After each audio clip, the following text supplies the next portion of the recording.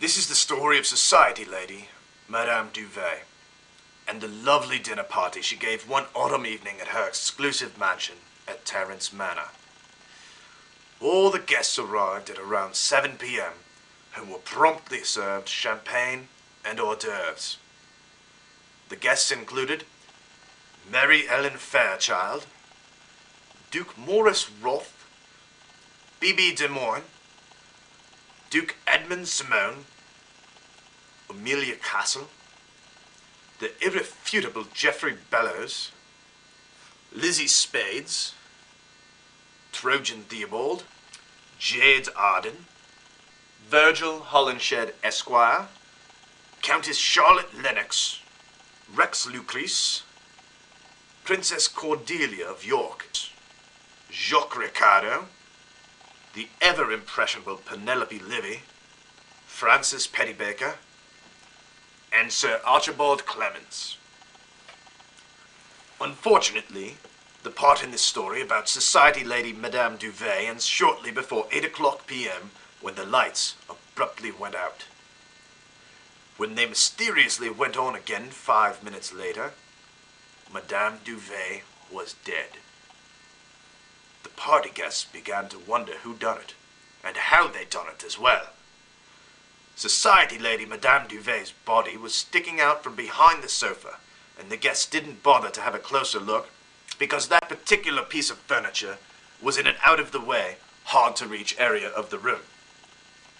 Instead, they decided to speculate. Some said it was a stabbing. Others said a choking. Others said a fall. Others said a poisoning. And still others said it was a hit on the head. Somebody thought that a firearm might have killed her. But no one had heard a shot.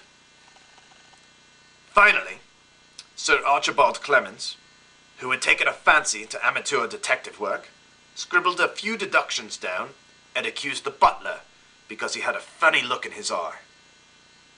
Sir Archibald had just come back from safari in Burma, where an elephant had kicked him in the head. He hadn't been the same ever since. Besides, it couldn't have been the butler. He had to serve the guests their dinner. Outside, a man with shifty eyes hid in the bushes. Madame Duvet had the cook, Louis Gaston, prepare a multi-course meal.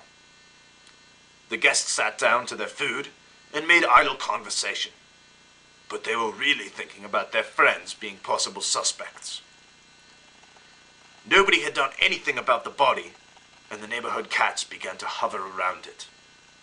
Then, in the middle of dinner, the man with the shifty eyes appeared.